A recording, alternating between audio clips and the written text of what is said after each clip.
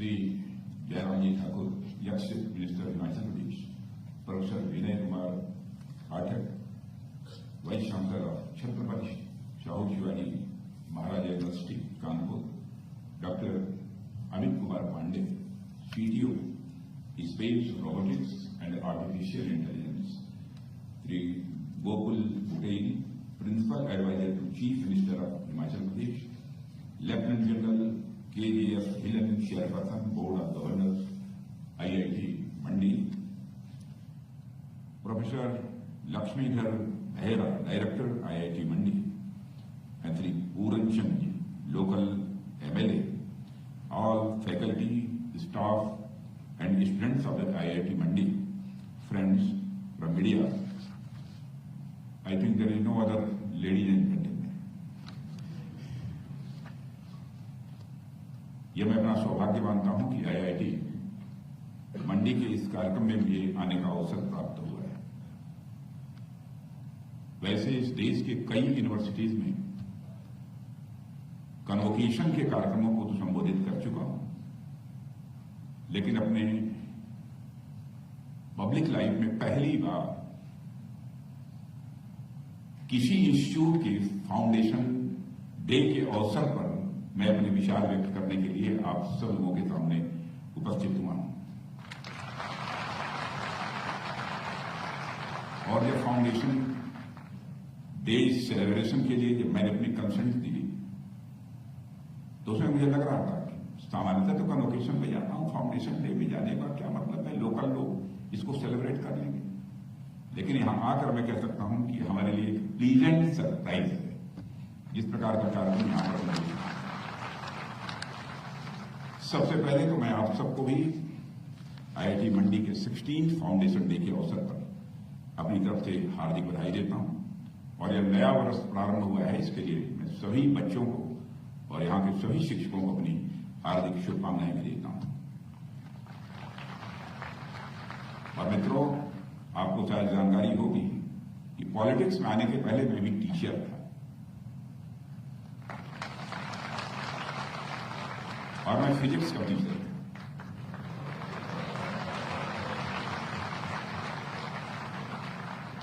पढ़ने में कमजोर नहीं था,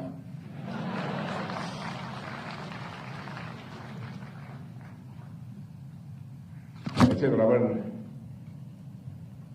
हमारे प्रोफेसर वाइस चांसलर समय समय पर मेरी फील्ड करवाते रहते थे। आप ये समझ लीजिए कि मैं कैसा था। और आज लंबे समय के बाद जब आपके डायरेक्टर डॉक्टर गोकुल जी यहां पर रमन स्पेक्ट्रोस्कोपी की चर्चा कर रहे थे तो मैं सीधे अपनी यूनिवर्सिटी के क्लासरूम में जाकर बैठ गया। बहुत पहले जब मैं पढ़ रहा था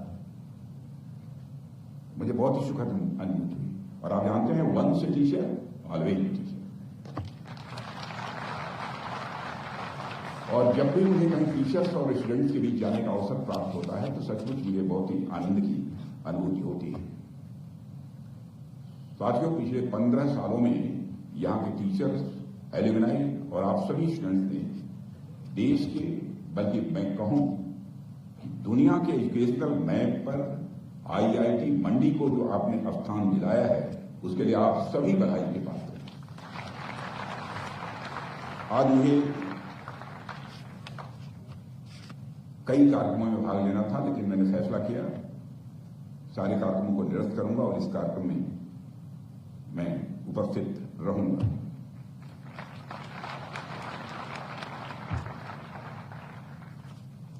साथियों, IIT मंडी एंशिएंट और मॉडर्न यानी पुरातन और नूतन का यह संगम है।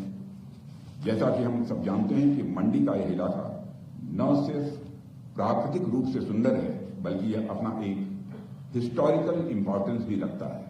कहा जाता है कि महाभारत काल में लक्षागृह के बाद पांडव कुछ दिन इसी मंडी में आकर ही रुके हुए थे और बौद्ध मठों की भी लंबे समय से यहां मौजूदगी, क्योंकि मैं बराबर पब्लिक मीटिंग्स को एडजस्ट करने के लिए आता हूं तो मैं देखता हूं कि बराबर यहां पर बौद्ध मठों की भी मौजूदगी हमको देखने को मिलती है। यानी महाभारत काल से लेकर बौद्ध काल तक और मध्यकालीन भारत से लेकर ब्रिटिश शासन तक मंडी किसी न किसी रूप में जाना जाता रहा है। आज भी हमें यहाँ कई सारी एंशियंट स्कल्पचर्स, आर्किटेक्चर और टेम्पल्स आपने भी देखा होगा यहाँ देखने को मिलते हैं।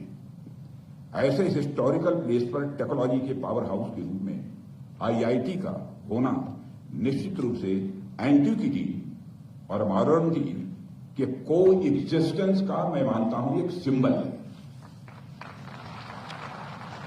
और आज जब हम सब आईआईटी मंडी के 16th फाउंडेशन डे को यहां पर सेलिब्रेट करने के लिए एकत्रित हुए हैं, तो मैं एक बात कहना चाहता हूं, किसी भी इंस्टीट्यूशन की स्थापना के पीछे एक विजन भी होता है और मिशन भी होता है। और एक एजुकेशनल इंस्टीट्यूशन के लिए तो उसका विजन सहज रूप से वहां के नौजवान छात्र छात्राओं को जीवन में एक्सलेंस अचीव करके नेशन बिल्डिंग में अपना कंट्रीब्यूशन देने के लिए तैयार करना भी होता है। यह भी उस इंस्टीट्यूशन की रिस्पॉन्सिबिलिटी होती है। और जैसा कि मुझे बताया गया है, आईआईटी मंडी का विजन साइंस और टेक्नोलॉजी एजुकेशन में लीडर बनना है। इस आईआईटी मंडी का विजन साइंस और टेक्नोलॉजी एजुकेशन में लीडर बनना है और साथ में नॉलेज क्रिएशन और इनोवेशन को बढ़ावा देकर एक जस्ट, इंक्लूसिव और सस्टेनेबल सोसाइटी का भी निर्माण करना इस आईआईटी मंडी का उद्देश्य है, यहां पढ़ने वाले छात्रों का उद्देश्य है। और मैं मानता हूं कि अपने आप में एक बहुत ही नोबल विजन है। Knowledge creation and innovation is the most essential condition for the progress of the society, and we should promote and encourage it in every measure. मित्रों, किसी भी समाज के विकास के लिए इन्वेंशन और इनोवेशन बहुत ही महत्वपूर्ण होता है, पर इन्वेंशन और इनोवेशन इंश्योर करने के लिए सबसे यह आवश्यक यह होता है कि आइडिएशन और आइडिएशन इंश्योर करने के लिए हमें फ्री फ्लो ऑफ आइडियाज और क्रिटिकल थिंकिंग को इनकरेज करना ही होता है। मुझे लगता है कि इसके लिए आईआईटी जैसे इंस्टीट्यूशन से बेहतर और कोई दूसरा इंस्टीट्यूशन नहीं हो सकता है। आज पूरा विश्व टेक्नोलॉजिकल डोमिनेंस के लिए एक अनप्रेसिडेंटेड रेस का हिस्सा बना हुआ है और इसको समझने के लिए मैं आपके सामने एक नंबर रखना चाहता हूं। अप्रैल 2024 तक दुनिया भर में 5.44 बिलियन लोग इंटरनेट का उपयोग कर रहे थे, जो विश्व की कुल आबादी का अप्रॉक्सीमेटली 67.1% के बराबर है। भारत में भी मोबाइल का प्रयोग किस हद तक हो रहा है, यह मैं समझता हूं कि आप बच्चों को बतलाने की जरूरत नहीं है, आप सब अच्छी तरह जानते हैं। मित्रों, आज पूरी दुनिया टेक्नोलॉजिकल डेवलपमेंट में भारत के इंपॉर्टेंस और कॉन्ट्रीब्यूशन को एक्नॉलेज कर रही है। यह हम सबके लिए गौरव का विषय है। भारतीय टेक्नोलॉजिकल सेक्टर के अगले 5 वर्षों में 300 to 300 बिलियन यूएस डॉलर तक पहुंचने की पूरी संभावना है। आज भारत का टेलीकॉम सेक्टर पूरी दुनिया में दूसरे नंबर पर है। भारत विश्व में मोबाइल हैंडसेट के दूसरे सबसे बड़े मैन्युफैक्चरर के रूप में इमर्ज हो रहा है। 1.25 लाख से अधिक स्टार्टअप और 110 के लगभग यूनिकॉर्न के साथ भारत विश्व के तीसरे सबसे बड़े स्टार्टअप इकोसिस्टम के रूप में इमर्ज होकर विश्व के पटल पर है।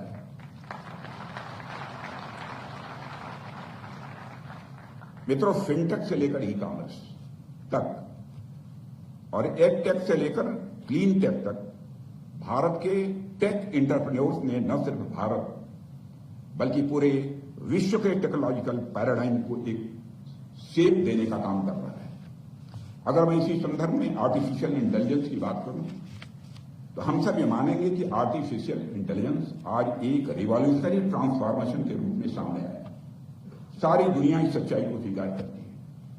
आज आर्टिफिशियल इंटेलिजेंस के रूप में एक बहुत बड़ा टेक्नोलॉजिकल डिसरप्शन हमारे सामने है। एक तो आर्टिफिशियल इंटेलिजेंस अपने आप में एक नई डेवलपमेंट है और इसके पूरे इंप्लीकेशन अब भी लोगों के द्वारा समझने की कोशिश की जा रही है, परंतु इसमें भी हमें लगातार बदलाव देखने को मिल रहे हैं। और दुनिया की बड़ी बड़ी कंपनीज ने बिलियंस ऑफ डॉलर खर्च करके जनरेटिव चैटबॉट्स जैसे सुपर स्ट्रक्चर का भी निर्माण किया है। डेफिनेटली उन चैटबॉट्स ने पूरी दुनिया को इंप्रेस किया है, प्रभावित किया है। लेकिन हाल के समय में आपने देखा होगा कि अचानक से इस क्षेत्र में एक और डिसरप्टिव डेवलपमेंट हुआ है। एक तरफ जिन मॉडल्स को डेवलप करने में बिलियन डॉलर्स खर्च हो रहे हैं, वहीं दूसरी तरफ बहुत ही कम कास्ट में उसी प्रकार के आर्टिफिशियल इंटेलिजेंस मॉडल्स भी सक्सेसफुली लॉन्च किए गए हैं। मित्रों, टेक्नोलॉजी में आए डिस्ट्रप्शन के इस दौर का एक और उदाहरण क्वांटम कंप्यूटिंग है, जिसकी आपके डायरेक्टर चर्चा कर रहे थे। जब तक हम क्वांटम कंप्यूटिंग से परिचित नहीं हुए थे, तब तक हमारे लिए कंप्यूटिंग की दुनिया में सुपर कंप्यूटर यह सबसे बड़ी चीज हुआ करती थी। पर आपने देखा होगा कि अभी हाल ही में गूगल ने वीलो नाम के क्वांटम चिप को इंट्रोड्यूस किया है और गूगल का दावा है कि यह चिप उन कैलकुलेशंस को भी बस 5 मिनट में कर सकता है, जिसे करने में दुनिया के सबसे एडवांस सुपर कंप्यूटर को भी 10 सेप्टिलियन ईयर्स लगेंगे। मतलब यूनिवर्स की अब तक की एज से भी कहीं ज्यादा समय लग जाएगा, लेकिन गूगल वीलो उस कैलकुलेशन को महज कुछ ही मिनटों में कर सकता है। यह सुनने में भले ही अविश्वसनीय लगे, लेकिन दुनिया इस ओर आगे बढ़ चुकी है। अब इस हकीकत को, इस सच्चाई को कोई नकार नहीं सकता है। आर्टिफिशियल इंटेलिजेंस का भविष्य तथा इसके द्वारा ड्रिवन एक्टिविटीज जैसे कि जीनोम टेक्नोलॉजी, स्पेस टेक्नोलॉजी तथा क्लीन टेक क्वांटम कंप्यूटिंग पर ही निर्भर करेंगी। और इस नए आर्टिफिशियल इंटेलिजेंस ड्रिवन वर्ल्ड में सुपर कंप्यूटर को भी लिमिटेड एप्लीकेबिलिटी होगी और आगे का भविष्य क्वांटम कंप्यूटिंग का है। इस सच्चाई को भी हमें स्वीकार करना पड़ेगा। और मुझे कहते हुए बेहद खुशी हो रही है कि टेक्नोलॉजिकल रिवॉल्यूशन के फील्ड में भारत भी बदलती हुई दुनिया के साथ कदम से कदम मिलाकर तेजी से आगे बढ़ रहा है। और भारत सरकार भी आर्टिफिशियल इंटेलिजेंस और नेक्स्ट जनरेशन टेक्नोलॉजीज की इंपॉर्टेंस को समझते हुए इस ओर प्रोएक्टिवली काम कर रही है। साथियों, जहां तक हमारी गवर्नमेंट का प्रश्न है, हमारी गवर्नमेंट इस प्रकार की क्रिटिकल और कटिंग एज टेक्नोलॉजिकल डेवलपमेंट को बढ़ावा देने की दिशा में कई इनिशिएटिव ले रही है। चाहे 2021 में आपको जानकारी होगा, चाहे 2021 में लॉन्च हुआ इंडिया सेमीकंडक्टर मिशन हो, या फिर इंडिया आर्टिफिशियल इंटेलिजेंस मिशन। इसी प्रकार भारत ने 2020 में national mission on quantum technology and application launch किया है। इसके अलावा mission on advance and high impact research, यानी जिसे आप माहिर कहते हैं, माहिर वर्ष 2023 में शुरू किया गया। इसका उद्देश्य क्लीन एनर्जी सॉल्यूशंस और स्मार्ट ग्रिड जैसे मॉडर्न टेक्नोलॉजी के रिसर्च, डेवलपमेंट और परफॉर्मेंस में तेजी लाना है। नेशनल सुपर कंप्यूटिंग मिशन भी देश की कंप्यूटिंग पावर को बढ़ावा देने का अपनी तरह का एक बहुत बड़ा यह प्रयास है। मित्रों, मैं आपके बीच इसकी चर्चा इसलिए कर रहा हूं ताकि स्टूडेंट्स कॉन्फिडेंट रहें कि आज के भारत में इनोवेटिव और हार्ड वर्किंग लोगों के लिए कोई अवसरों की कमी नहीं है, अपॉर्चुनिटीज की कमी नहीं है। आपके पास विजन होना चाहिए, मिशन मोड में काम करने का आपके अंदर जज्बा होना चाहिए और राष्ट्र निर्माण में अपना कंट्रीब्यूशन देने का एक पैशन भी होना चाहिए। And then even the sky is not the limit. बार बार आपने सुना होगा, and then sky is not the limit, there is a sea of opportunity in front of you, there is a sea of opportunity in front of you. All you need is to channelize your opportunity in the right direction. मित्रों, आजादी के कई decades के बाद भारत को एक third world country कहा गया कई डिकेड के बाद। मैं मानता हूं कि आजादी के बाद हमारे सामने बहुत सारे चैलेंजेस रहे हैं। किन्हीं कारणों से इन चैलेंजेस ने हमारे देश की कई पीढ़ियों को निराश भी किया है। पहले लोग आजादी मिली थी, बहुत ही डिसअपॉइंटेड थे, उनके अंदर एक निराशा का भाव, डिसअपॉइंटमेंट की एक फीलिंग थी। हमारे युवा सपने देखने से भी उस समय डरने लगे थे, क्या होगा, अमेरिका इतनी तेजी से आगे निकल गया, फ्रांस इतनी तेजी से आगे निकल गया, रूस निकल गया, क्या होगा भारत का। और सपने भी देखते भी तो अमेरिकन देखते थे। और youth started having American dreams. एक समय ऐसे हालात भारत में पैदा हुए थे। मित्रों, यही वजह थी कि आजादी के बाद दशकों तक हमारे देश के युवा वर्ग को अपने सपनों को पूरा करने के लिए फॉरेन जाना पड़ता था। और फॉरेन टूर पर फैमिली के लोग भी बहुत अपने को प्राउड फील करते थे कि हमारा बेटा फॉरेन में पढ़ रहा है। पर आज आपके पास अपने सभी ड्रीम्स को पूरा करने के सोर्सेज और रिसोर्सेज, यानी साधन और संसाधन, ये दोनों हैं। जरूरत है एक फर्म कन्विक्शन की, जरूरत है एक संकल्प की। साथियों, आज का समय बदल गया है और ये इंडियन ड्रीम का समय है। ये इंडियन ड्रीम का समय है। भारतीय स्वप्न देखो। आज आप अपने देश में, अपने भारत में रहकर कोई भी सपने देख सकते हैं और उन्हें अपने संकल्प और साधना से आप पूरा कर सकते हैं। यह विश्वास भी हमारे भारत के नौजवानों के अंदर होना चाहिए। और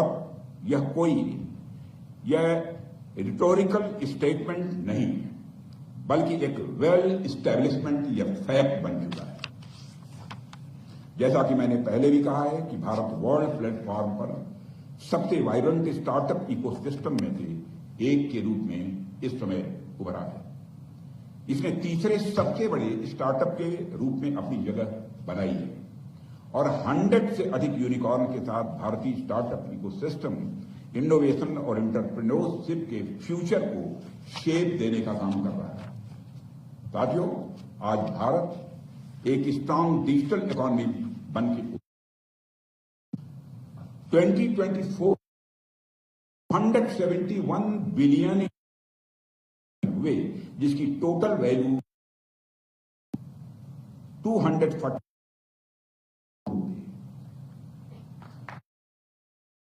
यूपीआई ट्रांजैक्शन होते हैं, यूपीआई ट्रांजैक्शन नहीं हो रहे हैं। यह है भारत। दुनिया के किसी भी डिजिटल ट्रांजैक्शन नहीं होती। भारत की एक बड़ी, बहुत बड़ी सक्सेस। ऐसे अनेक उदाहरण भारत में मौजूद हैं जहां हमारे सामने जब कोई नई टेक्नोलॉजी आई है तो हमने उसे एक चैलेंज के रूप में नहीं, बल्कि एक अपॉर्चुनिटी के रूप में देखा है और हमने उस अपॉर्चुनिटी को ग्रैब किया है।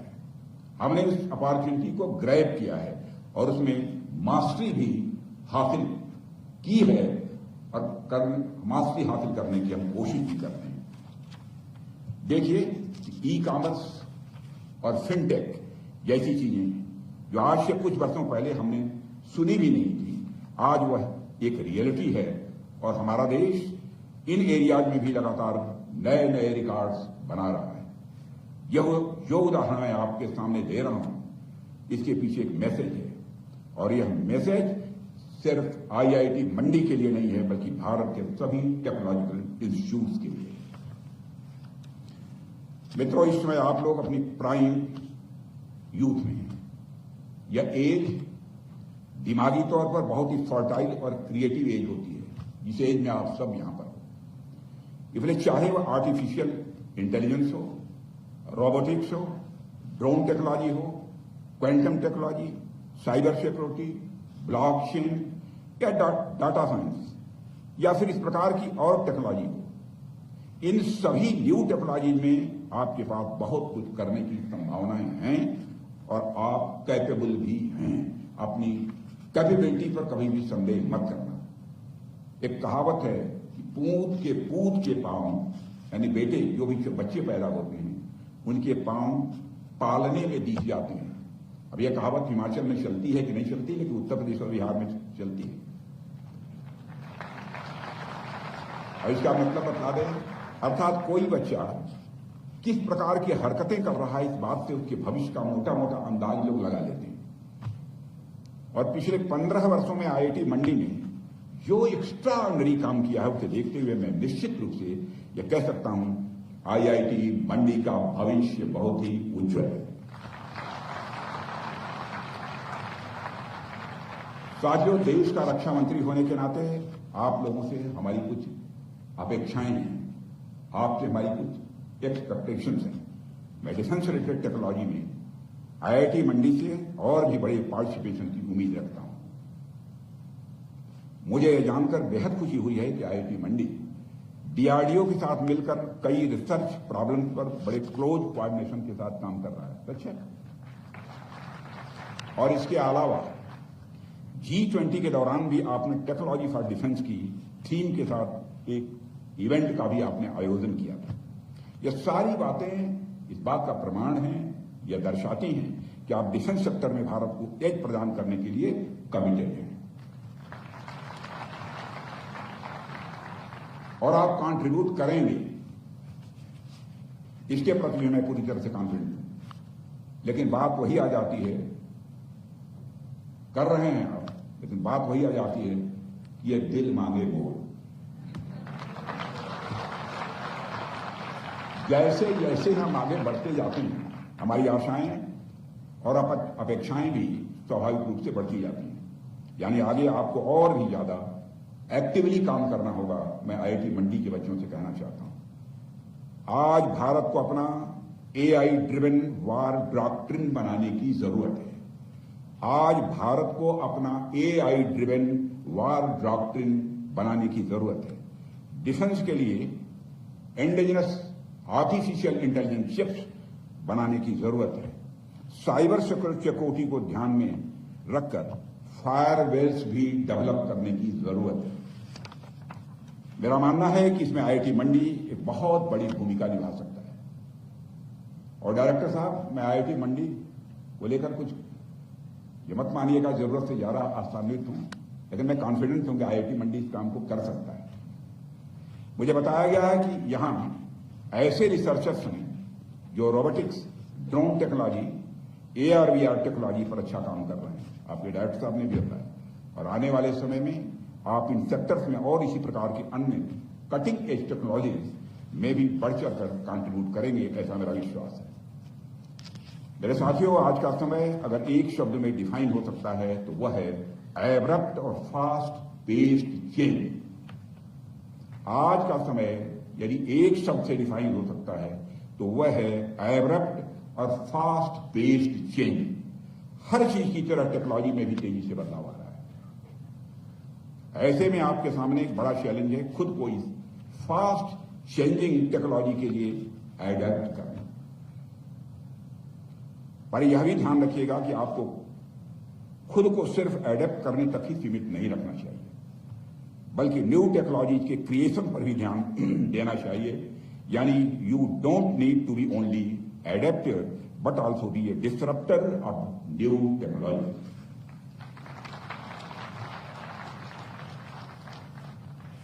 मित्रों, आप ये कहेंगे इतनी सारी चर्चाएं मैं क्यों कर रहा हूं? चर्चाएं ये सारी इसलिए कर रहा हूं ताकि आप प्रोफेशनल फील्ड में एक्सलेंस अचीव करने में कामयाब हो। लेकिन शिक्षा का सोल ऑब्जेक्टिव केवल युवाओं को सक्सेसफुल प्रोफेशनल बनाने तक ही लिमिटेड नहीं होता है। क्या आप बहुत सक्सेसफुल प्रोफेशनल बन गए, यही शिक्षा का ऑब्जेक्टिव समाप्त नहीं होता है। एजुकेशन की एक और बहुत महत्वपूर्ण भूमिका होती है वह कैरेक्टर बिल्डिंग की, यानी चरित्र निर्माण।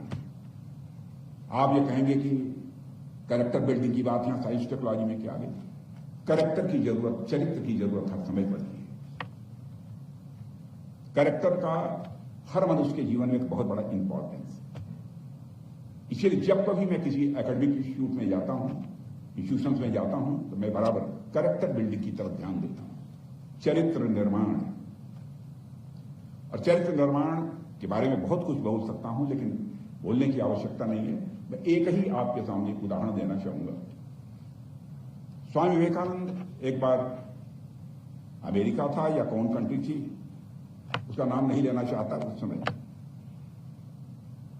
और उसमें किसी धर्म संसद में भाग लेने के लिए गए थे। स्वामी विवेकानंद जिस प्रकार का ड्रेस पहनते हैं आप लोगों ने देखा होगा, उनकी पिक्चर देखी है। स्वाभाविक है, वह ड्रेस ढीला ढाला होता है, सिर पर उनके साफा होता है। तो उस संसद में जो धर्म संसद थी उसमें बहुत सारे लोग बिल्कुल वेल ड्रेस्ड, सूटेड बूटेड सारे लोग मौजूद थे।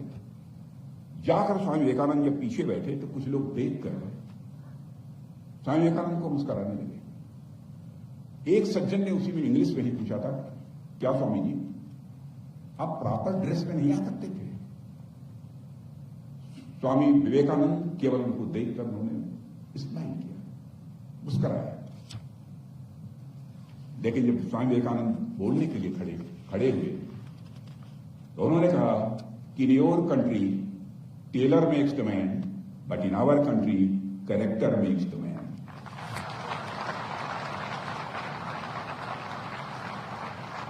साथियों, अभी हाल ही में मुझे श्री सी गोपालाचारी जी की एक स्पीच पढ़ने का मौका मिला। राजा जी ने अपनी उस सोच में जो बात कही थी उसका एक छोटा सा अंश मैं आप सभी के सामने यहां पर पढ़ना चाहूंगा। I quote, all learning to develop personality, otherwise it is worthless in every sense. On the other hand, if this aspect of university aims be kept in mind, every variety of study will be rich in fruit, be it science, technical training, economics, history, law, domestic science, or whatever else it may be. It would, each one of these, be an ample field for making a boy or girl a leader of men, provided that, along with intellectual equipment, the development of personality received attention. राजा गोपालाचारी जी ने कहा है unquote. आज इस prestigious institute of foundation day है, इसलिए इस अवसर पर मैं ये कहना चाहूंगा कि उन्हें पर्सनालिटी डेवलपमेंट और कैरेक्टर बिल्डिंग के भी इस पहलू पर ध्यान देने की जरूरत है। उनका विजन और मिशन इसके बिना सही मायनों में और समग्र रूप से पूर्ण नहीं हो सकता। एक बात और मैं बच्चों आउट ऑफ द कंटेक्स्ट में कहना चाहता हूं। आप सभी नौजवान हो, इस उम्र से हम लोग भी गुजर चुके हैं। जिंदगी में जहां भी रहना, जिस रूप में भी रहना, छोटे मन से कभी काम मत करना।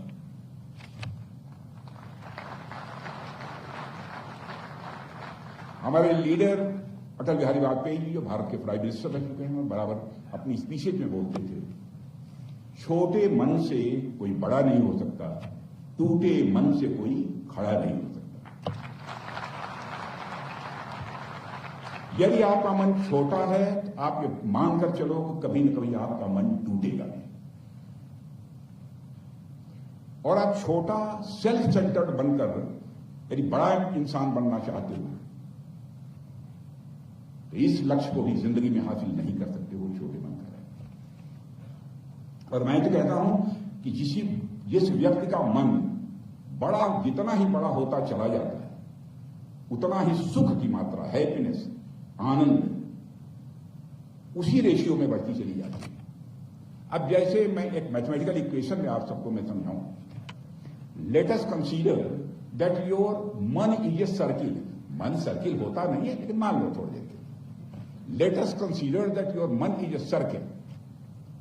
मैं यह कह रहा हूं कि सर्किल का सरकमफरेंस जितना ही बढ़ाते जाओगे उसी रेशियो में मैग्नीट्यूड ऑफ सुख, मैग्नीट्यूड ऑफ आनंद बढ़ता चला जाएगा।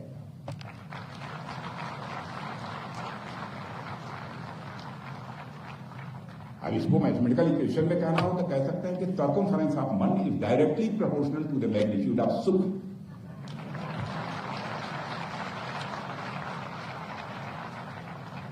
Circumference of man is directly proportional to the magnitude of Anand. Circumference of man is directly proportional to the Paramanand, यानी परमात्मा की भी प्राप्ति। आपने देखा होगा परमानंद के पहले मैंने मैग्नीट्यूड नहीं लगाया। उसकी कोई सीमा नहीं है, असीम है।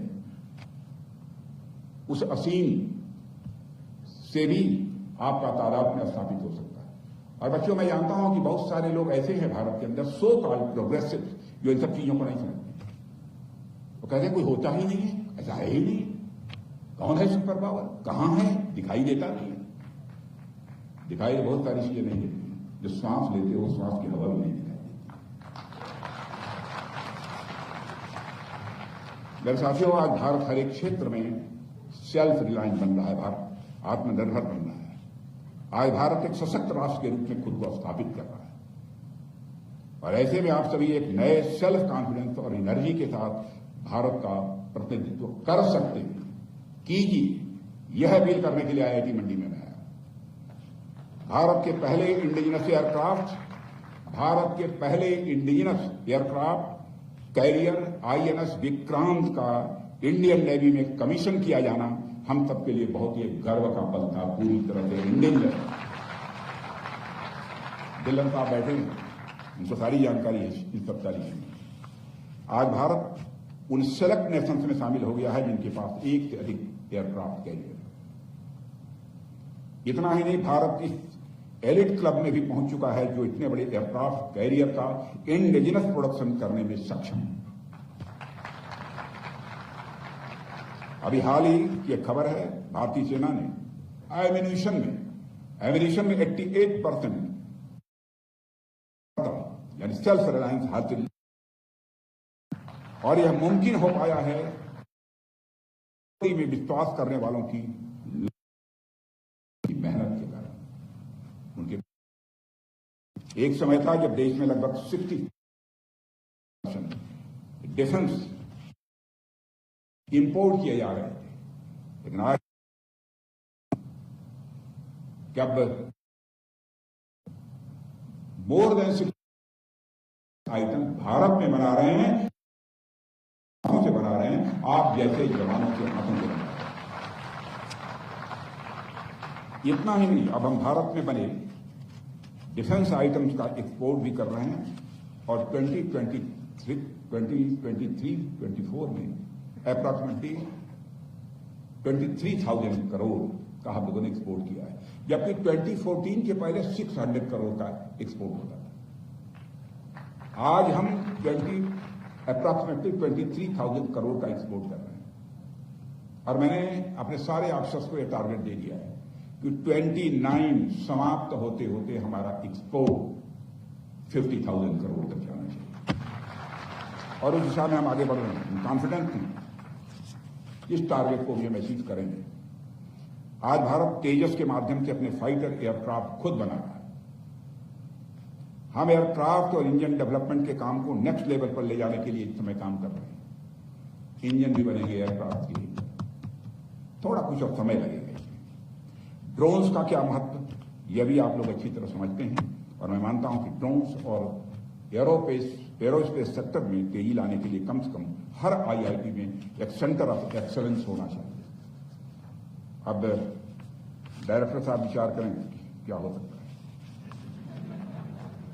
आप सभी आईआईटी मंडी के पॉजिटिव एनवायरनमेंट का पूरा लाभ उठाएं। यह मैं बच्चों से कहना चाहूंगा, जो टीचर्स लाइब्रेरीज लैब्स आपको यहां मिल रहे हैं उनको पूरा यूटिलाइज करिए। You are here not only to gain knowledge, but also to create it. Once I would like to repeat it. You are here not only to gain knowledge, but also to create it. आप जो innovation करेंगे, जो ideas लेकर आप आएंगे, वही आने वाली जनरेशन के लिए भी एक टार्च बियरर का काम करेगा। इसलिए जरूरी है कि हर प्रकार के चैलेंजेस से निपटने के प्रति आप अपना करेज दिखाएं, अपना साहस दिखाएं, ताकि जब आप यहां से निकलें तो एक ऐसे वैल्यूएबल ह्यूमन रिसोर्स के रूप में निकलें जिससे आप देश की प्रगति की जिम्मेदारी स्वयं अपने कंधों पर पूरे आत्मविश्वास के साथ उठा सकें। हमारा देश भारत जिन ब्रिलियंट माइंड्स के भरोसे डेवलप्ड कंट्री, विकसित राष्ट्र बनने का सपना देख रहा है, वो और कोई नहीं बल्कि आप सभी जैसे नौजवान ही हैं जो भारत को विकसित भारत बनाएंगे, डेवलप्ड इंडिया बनाएंगे। साथियों, मैं समझता हूं कि जब आप आईआईटी मंडी से बाहर निकलेंगे और जब आप नौकरी के माध्यम से, स्टार्टअप के माध्यम से या किसी अन्य माध्यम से देश की इकोनॉमी में अपना योगदान देना शुरू करेंगे, तो उस समय आपको एक और आईआईटी करने की जरूरत होगी। उसके बाद, यहां से निकलने के बाद की बात मैं कर रहा हूं, एक और आईआईटी करने की जरूरत होगी। वह आईआईटी है इनिशिएट, इंप्रूव एंड ट्रांसफॉर्म।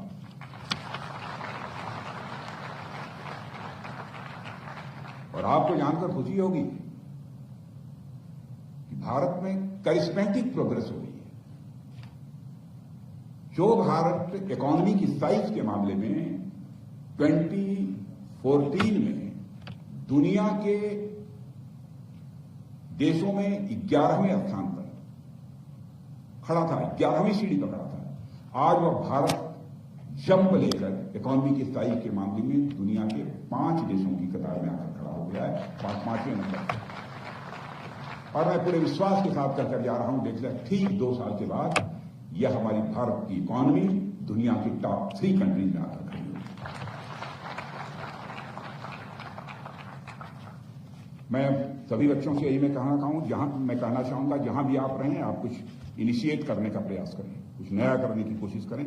और वह इनिशिएशन का काम के प्रति हो सकता है, रिफॉर्म के प्रति हो सकता है, टेक्नोलॉजी एडाप्टेशन के प्रति भी हो सकता है, टेक्नोलॉजी क्रिएशन के प्रति भी वह हो सकता है इनिशिएशन। आपके पास रिस्क टेकिंग कैपेबिलिटी है, अब इस यंग एज में नहीं होगी तो कब होगी। आपके पास आगे बढ़कर नेतृत्व करने की क्षमता है, इसलिए आप प्रयास करें कि आप लोग जीवन में नए नए इनिशिएटिव्स लें, लेकिन छोटे मन का मत बनना। फिर से मैं बात करना चाहूंगा, आज का बहुत बड़ा संकट है कि लोग छोटे मन के। मित्रों, उस आईआईटी का दूसरा वर्ड है इंप्रूवमेंट। जब आप कोई भी नया काम शुरू करेंगे, जब आप इनिशिएट करेंगे, तो यह संभव है उसमें कुछ लिमिटेशंस होंगी, कुछ कमियां भी निकलकर स्वाभाविक रूप से सामने आएंगी। आपको उन कमियों को दूर करना होगा, आपको खुद को लगातार इंप्रूव करना होगा, तभी जाकर आप उन लक्ष्यों को प्राप्त कर सकेंगे जिनको ध्यान में रखकर आपने कुछ नया इनिशिएट किया। मित्रों, यहां मैं आप सभी युवाओं से मैं एक बात और कहकर अपनी बात समाप्त करना चाहूंगा कि जब आपको जीवन में सफलताएं भी मिलेंगी, आपको बस कि जब आप इंप्रूवमेंट पर फोकस रखेंगे, उस स्थिति में आपके फेलोज भी आपको कुछ न कुछ सिखाकर ही जाएंगे। आपकी विफलताओं पे भी आपको सीखना है, वो सिखाएंगे विफलताएं। Fellows will never define you, they will only refine you. Failure will never define you, will only refine you. करेंगे नहीं, बल्कि और अधिक। मित्रों, आज जब आप आईटी के इन 2 मूवमेंट पर ध्यान देंगे, इसका तीसरा वर्ड अपने आप होगा ही। उसके 2 पर ध्यान दें। यह हम सबकी रिस्पॉन्सिबिलिटी है कि हमें जो समाज विरासत में मिला है, हम उससे बेहतर समाज और उससे बेहतर दुनिया आने वाली पीढ़ियों को दें। यह जिम्मेदारी भी आप जैसे बच्चों के कंधों के ऊपर है। समाज में यह जो ट्रांसफॉर्मेशन आएगा, वह इनिशिएशन और इम्प्रूवमेंट से ही आएगा। 2047 तक यदि हमें विकसित राष्ट्र, डेवलप्ड नेशन बनना है, तो उसके लिए इनिशिएशन, इम्प्रूवमेंट और ट्रांसफॉर्मेशन तीनों की ही आवश्यकता है। भारत की इस आवश्यकता की पूर्ति सिर्फ आप जैसे ही नौजवान कर सकते हैं, यह मेरा पक्का विश्वास है। आप में से कई सारे बच्चे यहां से निकलकर बड़े बड़े पैकेज पर बड़ी बड़ी कंपनीज में काम करेंगे, लेकिन यह बात ध्यान रखिएगा कि लोग आपको आपके पैकेज से न जाने, और लोग आपको आपके पैकेजेस से न जाने, बल्कि इनिशिएट और इम्प्रूव और ट्रांसफॉर्म करने की आपकी कैपेबिलिटी से आप जाने जाएं। यह मैं आप परिचय करना चाहूंगा। आप चाहे किसी बड़ी कंपनी में काम करें या फिर अपना खुद का स्टार्टअप आप प्रारंभ करें, मुझे पूरा विश्वास है कि किसी भी रोल में आप अपनी जिम्मेदारियों का बखूबी निर्वाह करेंगे और अपने माता पिता, अपनी सोसाइटी, आईआईटी मंडी, बोलना नहीं आईआईटी मंडी, तथा इस देश का नाम आप रोशन करेंगे, ऐसा मेरा पक्का विश्वास है। और इसके लिए मैं आप सबको अपनी हार्दिक शुभकामनाएं देता हूं। मैं IIT मंडी का आभार व्यक्त करना चाहता हूं कि आपने डायरेक्टर साहब आपने इस कार्यक्रम में मुझे आमंत्रित किया। मैं रुकते रुकते आया, सोचा जाएं कि न जाएं, लेकिन मैं सच बताऊं मुझे आकर्षण यदि कोई खींच लाया है